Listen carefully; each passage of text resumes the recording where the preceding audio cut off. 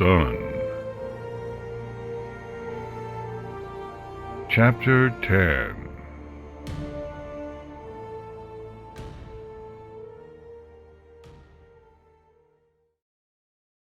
Fell Swoop flapped his wings leisurely over the northern mountains.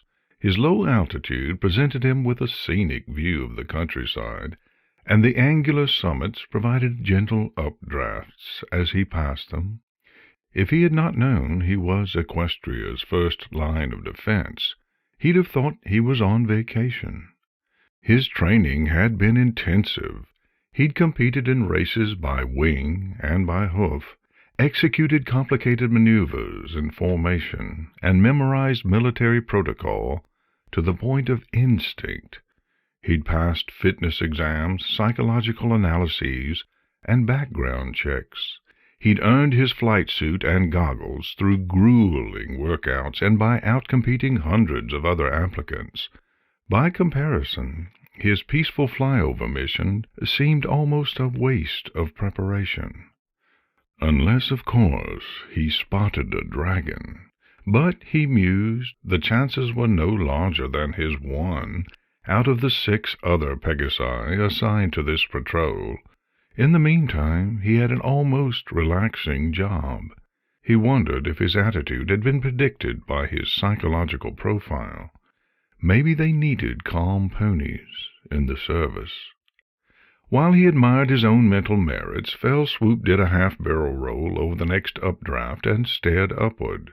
He wrapped himself up in solitude, and felt a moment's pity for the ponies who had to spend their days working for food rations, while he and his comrades received mess hall meals optimized for fitness training by Cloudsdale nutritionists. He wondered what his mother had made for dinner back home. Intense pain interrupted his whimsy. A column of flame erupted to his right, engulfing the tip of his wing. He smelled burning feathers. Before his mind had given the order, his wings had retracted and turned him over, and Fell Swoop found himself in near freefall, gaining speed toward the source of the inferno. A few hundred feet below him, a colossus, covered in green scales and hovering on house-sized wings, grinned up at him. It opened its maw, and another bolt of flame erupted toward him. Fell Swoop's wings flexed, and his vertical descent suddenly veered horizontally. He felt fire lick at his tail, and he beat his wings furiously to put the flames further behind him.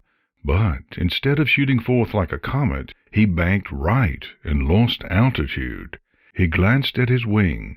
The plumage had burnt away at its furthest point, exposing seared flesh beneath.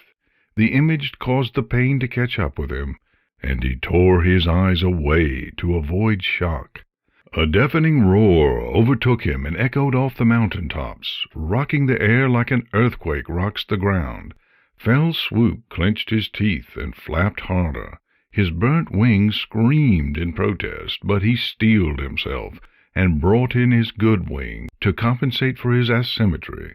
He couldn't make his top speed this way, but at least he could fly straight. But where to go? He might be able to lose the dragon with some fancy maneuvers. Any creature that massive couldn't pull a 180 as fast as he could. Then again, his bad wing might lose him the edge, and he didn't know that doubling back wouldn't run him into another dragon. He could try landing in the forest and taking cover. On hoof, his wing wouldn't give him any trouble. Then again, a single breath from his pursuer could reduce the forest and any pony in it to cinders. He would have to complete the mission he'd been assigned. If he could make it to the nearest defense outpost, he could not only alert Equestria's military, but take cover behind them. That meant a direct line on his current southway heading, with only his speed to save him. Another blaze shot past him, narrowly missing his flank. He craned his head back and saw the dragon fly straight through its own wall of flame, its eyes focused directly on him. Fell Swoop flapped harder. He straightened his forelegs in front of his face, streamlining his body. As he picked up speed, the whoosh of passing air drowned out all sounds but the hammering of his heart and the crackle of flame behind him. He glanced backward sporadically, trying to predict the dragon's next breath and dodging out of its wake. Adrenaline alerted every muscle in his body, and he managed to weave away from the brunt of the attacks. His reflexes did not always steer him clear, however, and several times he cried out as the fire charred an errant leg or flank. Despite the agony, or perhaps because of it, his wings continued pulling him forward at breakneck speed. The highest mountains fell away beneath him, replaced by smaller and smaller ripples in the earth, until at last he was over open plains. In the distance he could just make out a dot on the landscape that he knew to be the first of many outposts. He pulled his wings in closer and traded altitude for speed, hurtling down towards friendly forces with the help of gravity's firm hands. The dragon followed, but its girth caught more wind resistance than Fell Swoop's battered body ever could. Fell Swoop put precious inches between them, then feet, until an entire train length separated them. Ahead, the outpost grew details. He could just make out the square wall surrounding the camp, and the watchtowers at its corners.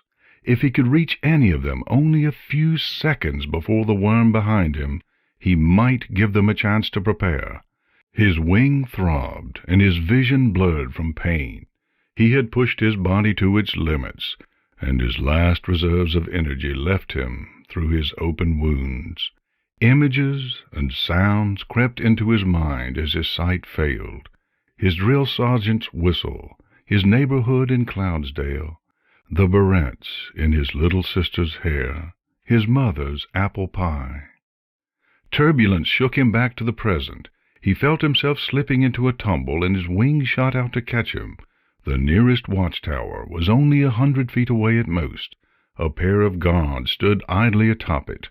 He drew breath to yell, but his voice vanished into the headwind. He needed to land. He bade his wings to slow him down, but they mustered all the stiffness of jelly. He'd made it to the outpost. They'd know what to do. The world was dim, and he needed rest. He closed his eyes. A Pegasus slammed into the north tower of Outpost 7. The alarm was raised only seconds before a dragon did the same.